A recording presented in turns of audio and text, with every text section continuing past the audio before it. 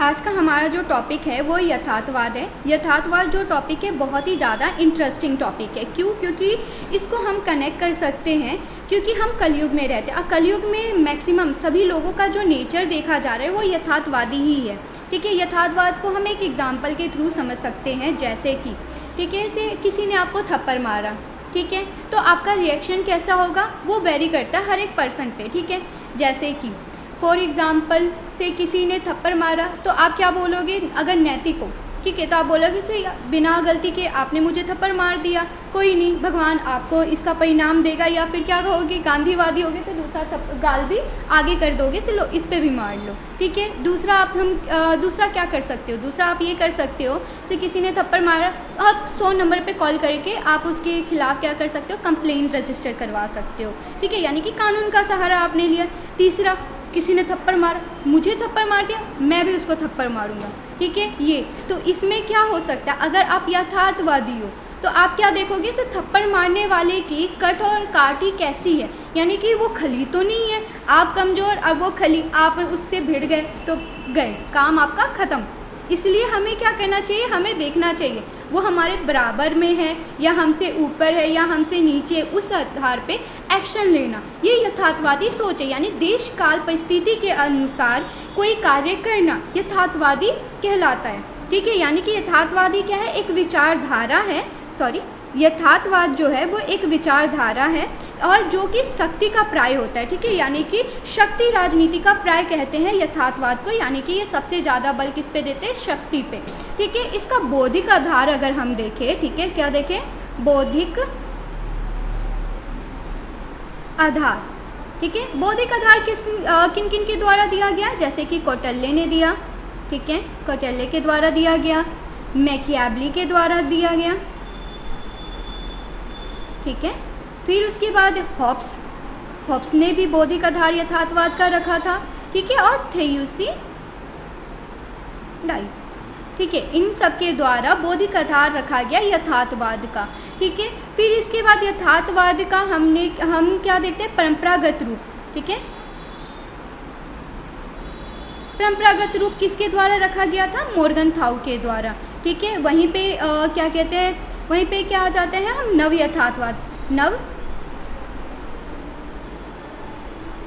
नव यथार्थवाद cannot voltage, और परंपरागत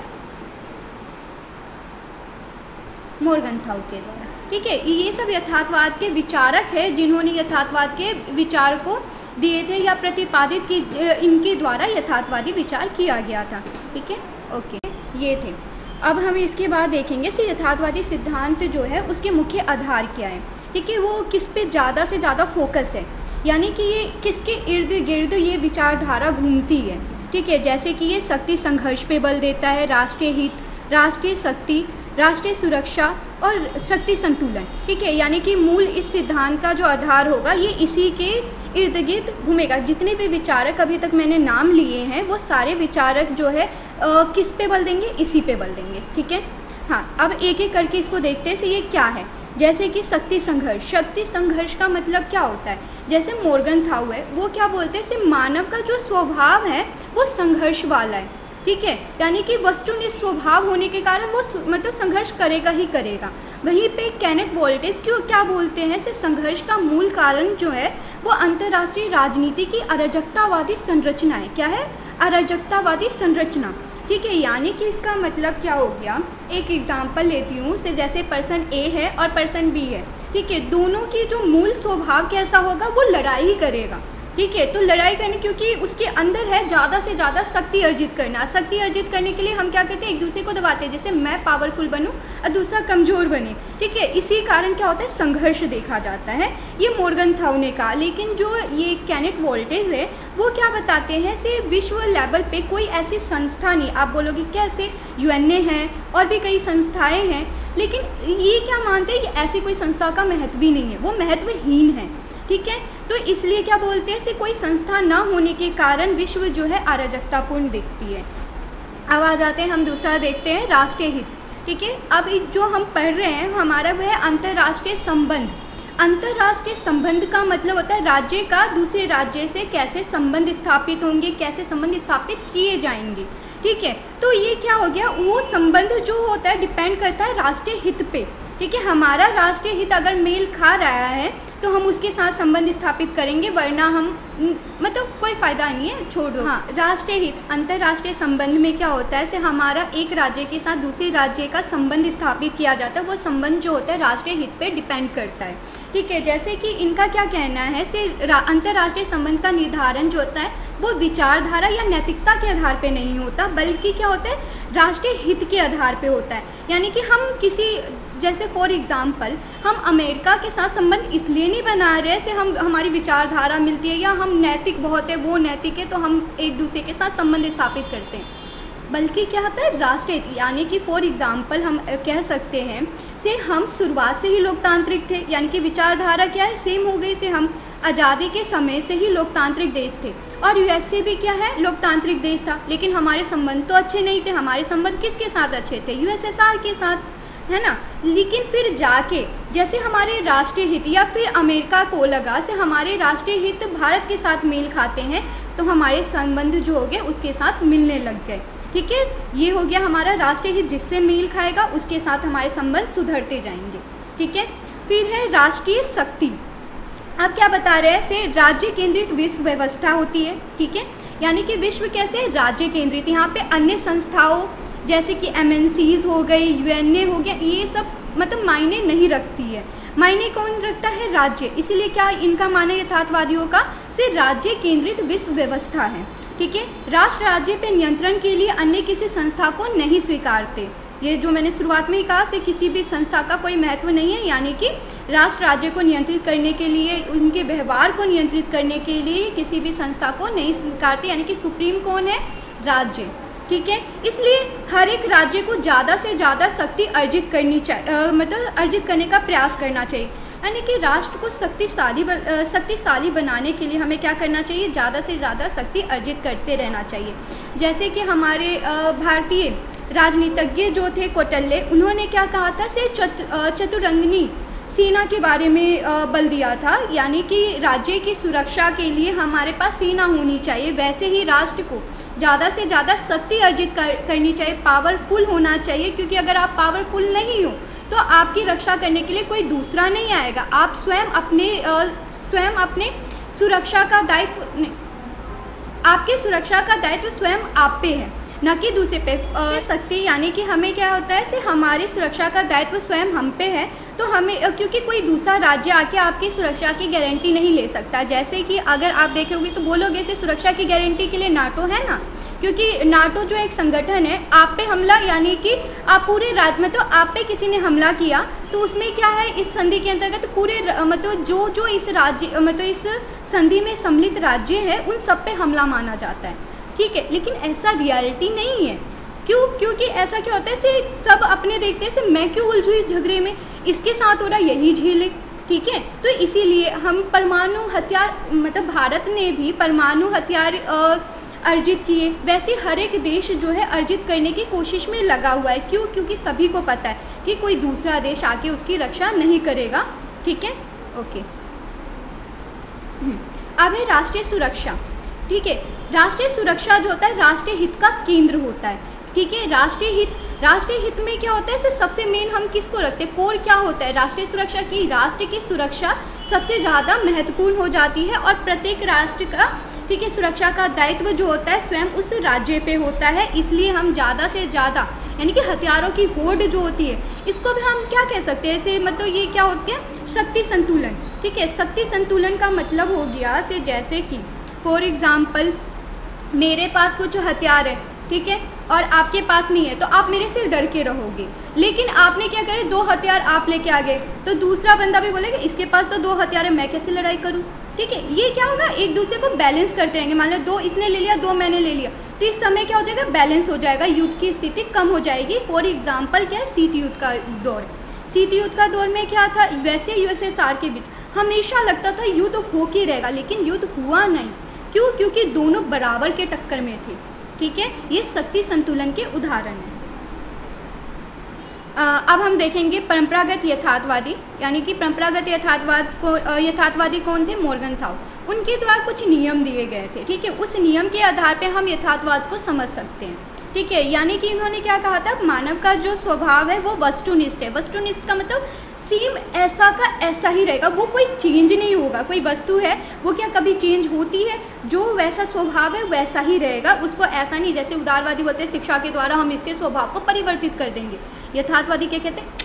कुछ नहीं होता, कुछ भी कर लो, जिसका जो स्वभाव है वो उसी रंग का रहेगा, ठीक है। आपके सामने दिखावा बेशक कर सकता है, लेकिन वो दिखावा थोड़ी देर के लिए वो अपना रंग दिखाएगा, बाद में जैसा है वैसा ही रहेगा, ठीक है। यानी कि मानव का जो स्वभाव है वो वस्तुनिष्ठ है, ठीक है। यानी कि मानव जो होता है ज़्यादा से ज़्यादा प्रभुत्व की आकांक्षा रखने वाला होता है। किसकी? प्रभुत्व की आकांक्षा। उसके पास पावर है, पावर मतलब पावर का भूखा होना, ठीक है। यानी कि जो होता है प्रभुत्व की लालसा में मानव जो होता है परस्पर संघर्ष करता है, ठीक है। और जब मतलब संघर्ष मतलब एक मानव दूसरे मानव से हमेशा जीतने की होड़ में लगा है, यानी कि संघर्ष की स्थिति है। और मानव का ही मतलब बहुत सारे मानव बन जाए, ठीक है, तो वो क्या? मानव का ही जो संगठित रूप होता है वो राज्य कहलाता है। यानी कि जैसा मानव वैसा राज्य, ठीक है। तो मानव अगर संघर्षपूर्ण है तो राज्य भी तो संघर्षपूर्ण वाला ही होगा, यानी कि राज्य भी एक दूसरे से लड़ेंगे, क्योंकि मानव का स्वभाव है, मानव दूसरे मानव से लड़ेगा तो वैसे एक राज्य दूसरे राज्य से लड़ेगा, ठीक है। ये यथार्थवाद का पहला नियम हो गया, ठीक है।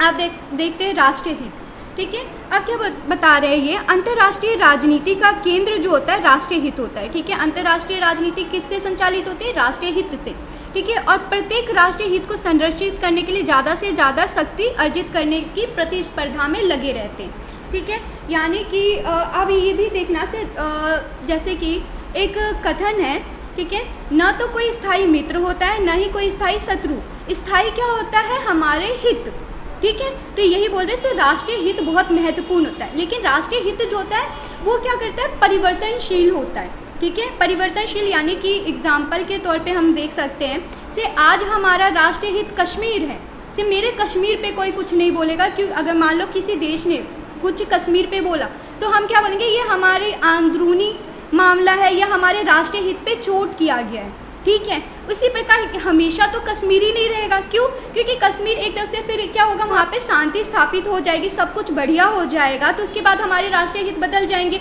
अभी हमें क्या करना है? राष्ट्रीय हित क्या हो सकता है?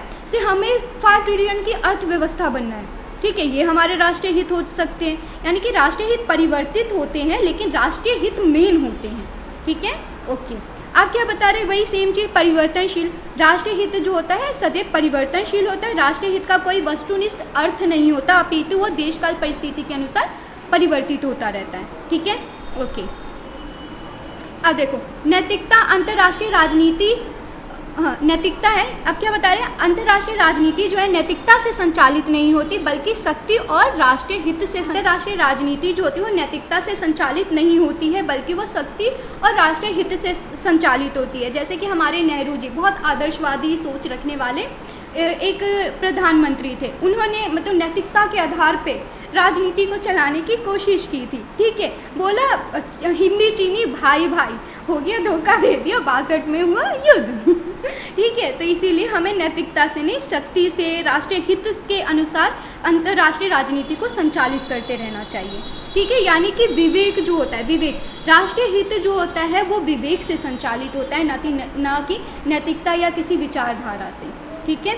अब क्या है? ये एक स्वैत प्रक्रिया है, ठीक है। अंतर्राष्ट्रीय राजनीति क्या है? एक स्वैत प्रक्रिया है, यानी कि राजनीतिक चाहे घरेलू हो या अंतर्राष्ट्रीय समान होती है। यानी घरेलू और यानी कि राज्य के अंदर या अंतर्राष्ट्रीय लेवल पे, मगर राजनीति जो होती है दोनों समान ही होती है। बस अंतर क्या होता है? अंतर ये होता है से मतलब घरेलू क्षेत्र में मतलब नियंत्रित करने के लिए एक सत्ता होती है, प्रभुत्व को नियंत्रित कर सकते हैं, लेकिन अंतर्राष्ट्रीय राजनीति में क्या होता है? ऐसी कोई भी केंद्रीय सत्ता का अभाव देखा जाता है, ठीक है, जो राज्य को नियंत्रित नहीं कर सकता। इसीलिए मतलब राज्य जो होते हैं वो बेकाबू बोल सकते हो या फिर अपने राष्ट्रीय हित के अनुसार संचालित होते हैं। अब है हमारा नव यथार्थवाद। नव यथार्थवाद को हम संरचनात्मक यथार्थवाद भी कहते हैं, ठीक है। और संरचनात्मक यथार्थवाद केनेथ वोल्टेज के द्वारा 1970 के दशक में प्रतिपादित किया गया था, ठीक है। इनको हम संरचनात्मक यथार्थवाद क्यों कहते हैं? इसलिए कहते हैं क्योंकि ये इन्होंने विश्लेषण का आधार अंतर्राष्ट्रीय संरचना को रखा था। ठीक है, जैसे कि मॉर्गनथाउ ने अपने विश्लेषण का आधार मनुष्य की वस्तुनिष्ठ स्वभाव को रखा था। से मनुष्य के अनुसार ही, मनुष्य जैसा है वैसे ही राज्य है। ठीक है, वैसे ही इन्होंने विश्लेषण के लिए अंतर्राष्ट्रीय संरचना को ध्यान में रखा, इसीलिए इसको संरचनात्मक यथार्थवाद कहते हैं। ठीक है, इनकी मान्यताएं क्या थी? इनकी मान्यता थी कि अंतर्राष्ट्रीय राजनीति जो है वो अराजकतापूर्ण है। क्यों है अराजकतापूर्ण? क्योंकि कोई भी केंद्रीय संस्था नहीं है उसको नियंत्रित करने के लिए, इसलिए अंतर्राष्ट्रीय संरचना अराजकतापूर्ण है।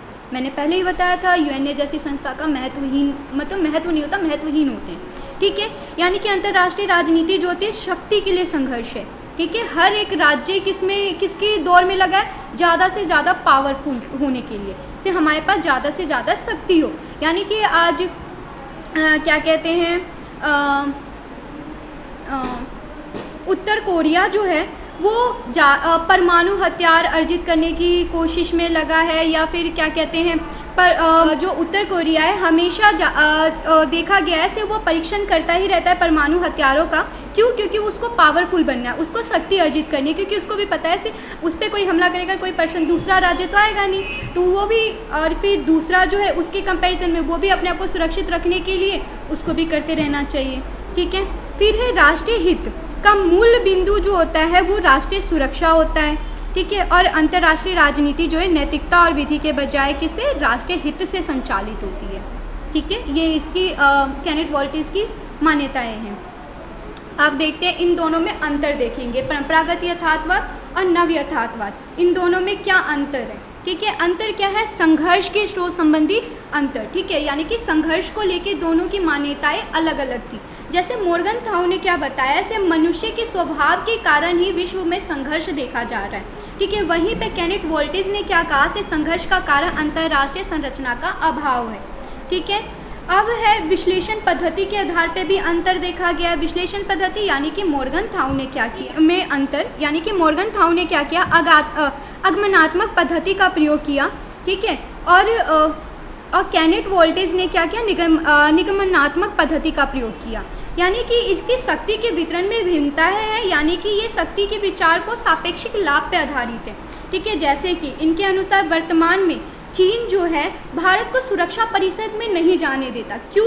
क्योंकि सुरक्षा परिषद में जाएगा तो दोनों बराबर लेवल पे आ जाएंगे। ठीक है, बराबर लेवल पे कौन चाहता है से मतलब हमारा शत्रु हमारे बराबर हो? कोई नहीं चाहता। चीन के लिए भारत क्या शत्रु है? क्यों? क्योंकि चीन जो है एशिया में या कहे तो पूरे विश्व में अपना प्रभुत्व स्थापित करना चाह रहा है, और चीन के साथ भारत भी एक उभरती हुई शक्ति है। ठीक है, दोनों बराबर लेवल पे आ जाए किसी को बर्दाश्त नहीं होगा, वैसे ही चीन को नहीं होता। ठीक है, अब आ जाते हैं शक्ति की प्रकृति में भिन्नता है। क्या है? शक्ति की प्रकृति में भिन्नता, यानी कि मॉर्गनथाउ ने क्या कहा था, से शक्ति जो होती है, शक्ति को किस में परिभाषित किया था? सैन्य शक्ति के रूप में, से हमें ज़्यादा से ज़्यादा अपनी सैन्य शक्ति को मजबूत करना चाहिए। लेकिन वही केनेथ वॉल्टिज जो है उन्होंने क्या कहा, शक्ति केवल सैन्य नहीं होती, शक्ति जो होती है वो आर्थिक भी होती है, तकनीकी भी होती है, जनसंख्यायिक रूप पे भी अगर हम मजबूत है तो वो भी हमारी पावर है। ठीक है, बस आज के लिए इतने खत्म। हाँ, कैसे